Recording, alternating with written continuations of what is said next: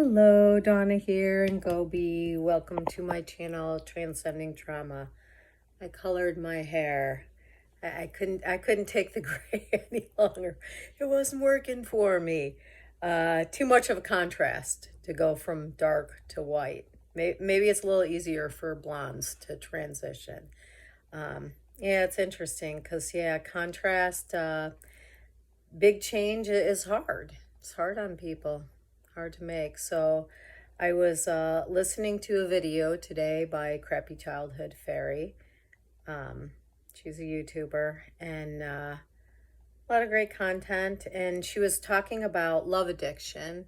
And the person that wrote in was so obviously dating a narcissist. And I was thinking about how narcissists create supply out of people. And I was thinking about love addiction. Love addiction is a phenomenon that is known. There's actually 12-step programs for sex and love addicts. I was thinking about love addiction a bit, and I have been in the throes of love addiction before.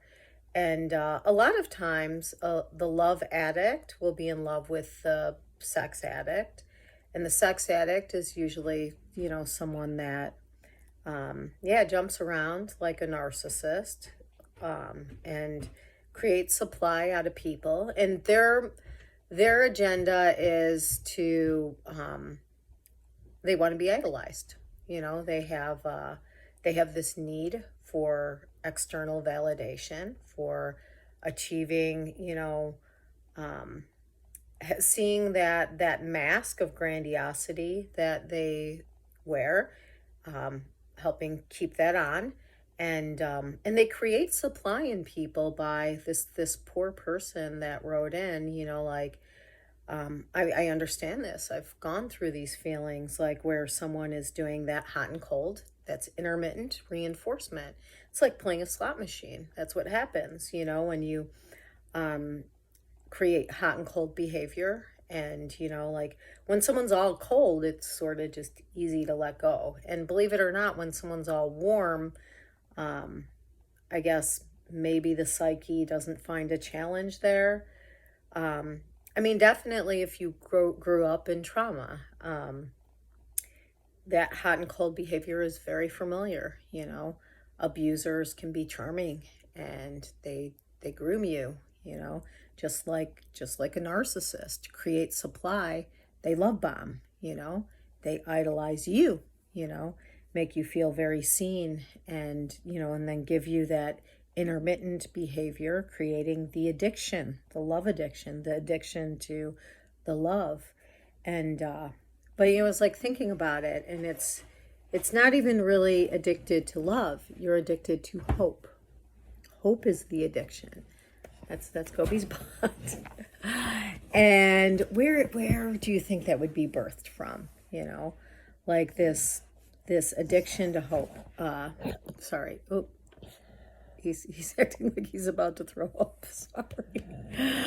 The addiction to hope. So when we learned how to attach to our primary caretakers in childhood, when there was a lot of dysfunction, hope is what kept us hanging on. So it's just a habitual pattern of behavior. So the addiction is not really to love, it's an addiction to hope. And so the love addicts end up getting activated, getting their attachment system turned on by people that are dysfunctional like that, hot and cold, usually unavailable. And unavailable in how? Either emotionally unavailable, and they can be unavailable in many areas. They're maybe addicted to substances. Usually they have multiple partners, so they're addicted to, seeking supply. So that makes them not really available to you for connecting, because they're connecting with many people, so their energy is spread out, it's, getting kicked by him. So, I was just thinking deeply about love addiction and where it really comes from, and like, why would I be addicted to someone that's, you know, not making me feel seen? And of course, it's the habit of neglect from childhood, but it's the addiction to hope, so they love bomb, they future fake, all of those behaviors that narcissists do, and they're charming, and they create that hope, that hope in us. And so we're addicted to the hope. That's what love addicts are addicted to. Love addicts are in love with narcissists because they're the perfect amount of all of that hope and unavailability all wrapped up in one, all of the charm and all of that. So yeah, I was just wanted to share that, like, love addiction is, I mean, one, it's an addictive thing, so like treat it like you would an addiction, and like when you're trying to quit something, like toxic people that are, creating false hope, um, by stringing you along and doing all sorts of things like that. It's like it keeps that addiction alive, So it's just a habit. It's how you learned to attach in childhood, because when things were dysfunctional in your home, hope was what protected you. It's what kept you sane. It's what kept you alive. It's what kept you going, because as a child, we're stuck there and we can't go anywhere. So the hope was what got us through.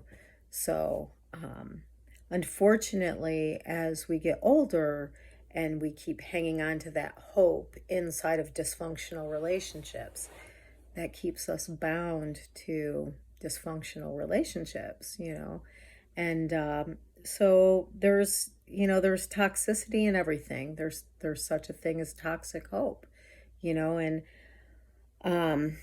my therapist, when I went through many years of therapy after some really, really hard, traumatic things that happened in my life, I kind of caught on to this myself, and I asked her, like, can hope be like bad? And she's like, no, she's wrong. Hope can be not good for us, or where the hope is directed, I should say. So, like, is there hope that I can pull out of these patterns and stop allowing abusive and unavailable and neglectful and rejecting people into my life? I will hang on to that kind of hope, but hoping that someone is going to follow through with what they're saying,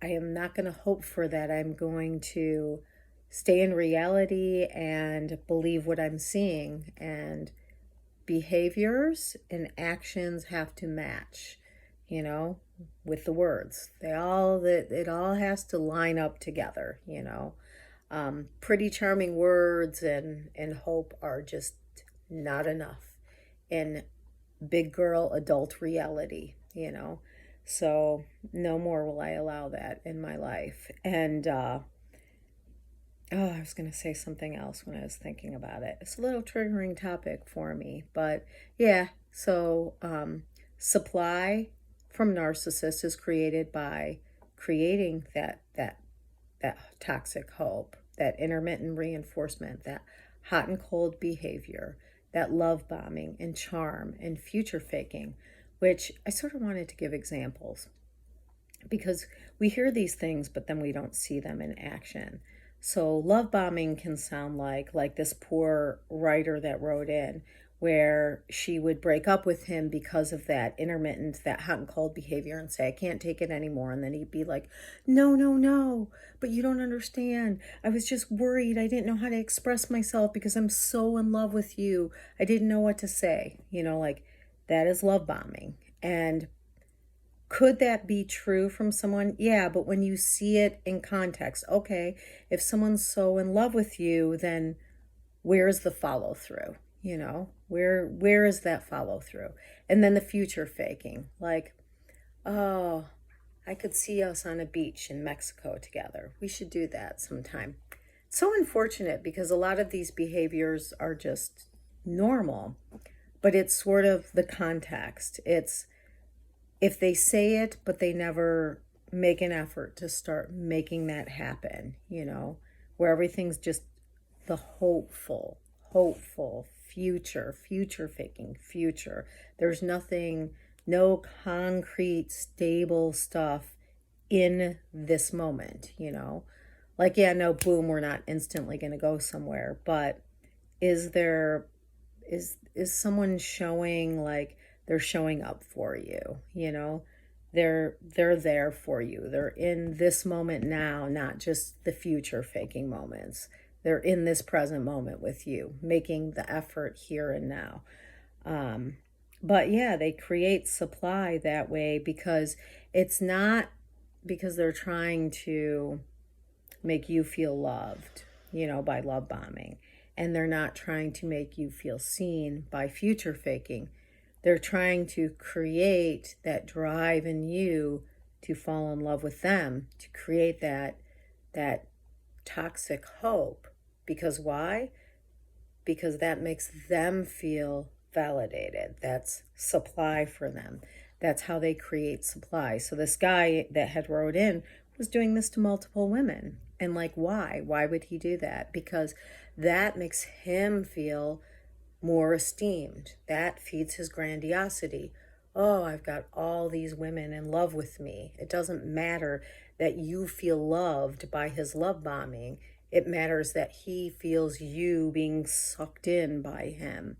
And that's how they feed off of you in gang supply.